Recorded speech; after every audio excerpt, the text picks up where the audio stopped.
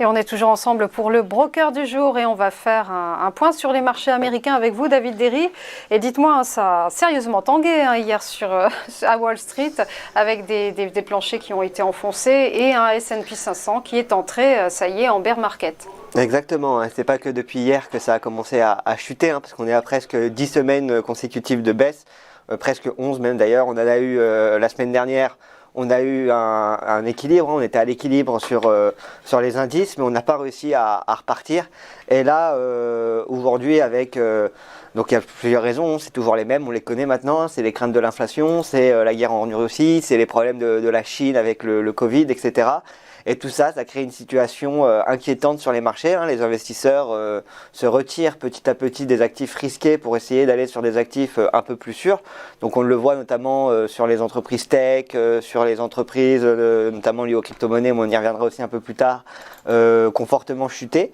Et donc voilà, là on a des indices qui ont fortement chuté. On revient presque même, d'ailleurs ça jouera peut-être le rôle de support et ça pourrait rebondir peut-être à ces niveaux-là. C'est les niveaux d'avant Covid, de mars 2020 et d'avant, où là on le voit très bien sur le Dow Jones, si je le mets en plein écran, on voit qu'on n'est plus très loin maintenant de ces niveaux-là, et on a eu des marchés qui ont beaucoup souffert cette année.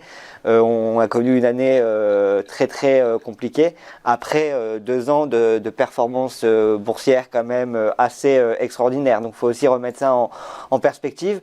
Mais en tout cas là on a des marchés qui reculent et qui hier ont bien reculé aussi, parce qu'on avait un Dow Jones qui perdait 2,8%, on avait un Nasdaq qui perdait 4,7% et un S&P qui perdait 3,8%.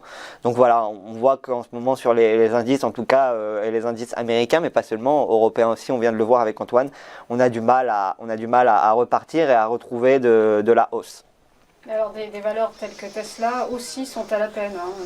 Exactement, donc Tesla qui a du mal, surtout que Tesla, il y a 2 histoires en une, parce que déjà il y a la performance de Tesla, mais il y a aussi le fait que Elon Musk a annoncé le rachat de Twitter, qui désormais est en attente, parce qu'on attend de savoir si Twitter va lui communiquer les chiffres sur le nombre de faux comptes, mais Tesla qui a du mal justement à remonter en bourse, avec, là on le voit très bien sur le graphique, on avait touché un point haut à 1236, et là on revient aux alentours de 647, on voit un point bas qui pourrait éventuellement jouer le rôle de support sur Tesla à ces niveaux-là, au niveau des $540 environ. Donc on verra si ces niveaux vont se tenir. En tout cas, Tesla qui a du mal à trouver de la performance, et l'histoire entre Twitter et Elon Musk n'aide pas, parce que Elon Musk est censé vendre justement des actions de Tesla pour pouvoir financer ce deal. Donc voilà, on a une forte pression. Maintenant, ça reste quand même Tesla une boîte pour ceux qui veulent investir dans les véhicules électriques, ou aussi leur robot Optimus qui devra arriver d'ici les prochains mois, les prochaines années. Donc ça reste une boîte à venir avec de propres projets, mais là on le voit et ça échappe pas, comme le reste de la tech. On voit Tesla et le reste de la tech chuter. Comme Amazon et Meta. Comme Amazon et Meta, tout à fait. Les grandes plateformes de la tech n'y échappent pas. Amazon qui en plus, on en parlait un peu la semaine dernière, mais qui avait fait un split d'action, donc qui avait divisé par 20 son action. Et là on le voit, on a du mal à retrouver de la performance. On est aux alentours des $100 sur Amazon.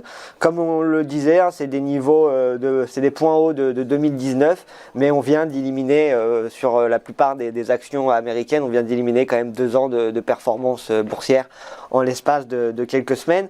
Donc voilà, Amazon, Meta qui aussi recule, et donc voilà, on voit que vraiment les investisseurs pour le moment délaissent ce genre de personnes, ce genre d'actifs volatiles, et essayent de se placer sur des actifs un peu plus sûrs. Donc on a notamment parlé du domaine de la santé, des matières premières, etc.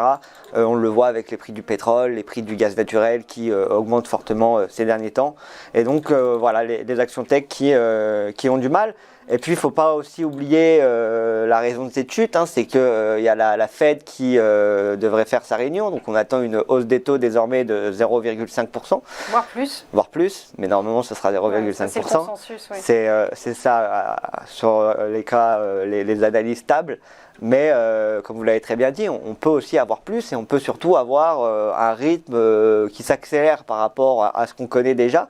Et c'est ça qui aussi inquiète les marchés. On a eu pendant 2 ans, on a eu de l'apport de liquidité, de l'apport d'argent en masse par les banques centrales.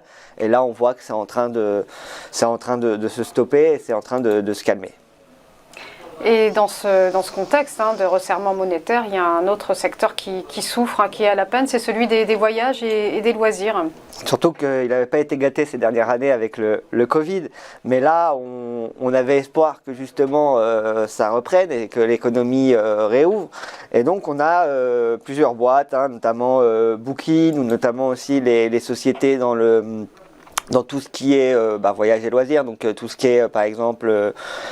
les croisières, les croisiéristes, etc., comme Carnival, Norwegian Cruise, etc., qui ont aussi du mal à trouver de la performance, alors qu'au début d'année, les investisseurs pensaient que ça allait être un secteur qui allait surperformer, et qu'avec l'économie qui réouvrait et l'industrie qui devrait partir, mais là, on voit qu'on a du mal. Par exemple, Norwegian Cruise, on est aux alentours des $10, qui est quand même le point bas de 2020, pour vous donner une ordre d'idée.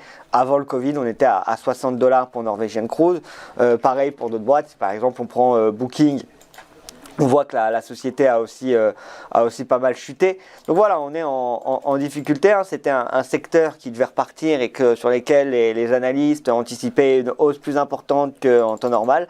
Mais là, pour le moment, on a du mal et on voit que, en tout cas, les actions sont délaissées petit à petit. Et enfin, pour terminer, on en parlait un peu rapidement au début, il y a la crypto-monnaie aussi qui a lâché. Je suppose que vous l'avez vu hier avec un Bitcoin qui perdait plus de 15%. Et donc, on a les boîtes qui sont liées aux crypto-monnaies. Donc, par exemple, on parle de Coinbase, on peut parler de Marathon, etc. Toutes les boîtes de blocs aussi, de MicroStrategy, qui d'ailleurs a annoncé une perte de 1 milliard sur sa position de Bitcoin, qui ont perdu 2 chiffres hier en moyenne, qu'on fait des performances négatives aux alentours des moins 10%, entre moins 10 et moins 15. Et donc on le voit, on arrive vraiment sur les points bas. Par exemple, c'est quand même assez impressionnant quand on regarde le cours de Coinbase. Coinbase était en 2021, avait touché un point haut aux alentours des $350. On est désormais à $50. Donc pour ceux qui sont conscients et qui n'ont pas peur des risques, parce qu'en ce moment il y a quand même des risques, on est quand même dans une période d'incertitude, il y aura probablement des opportunités sur le long terme, et cette période pourrait être bénéfique pour ceux qui rentrent éventuellement maintenant ou qui DCA sur la période de baisse.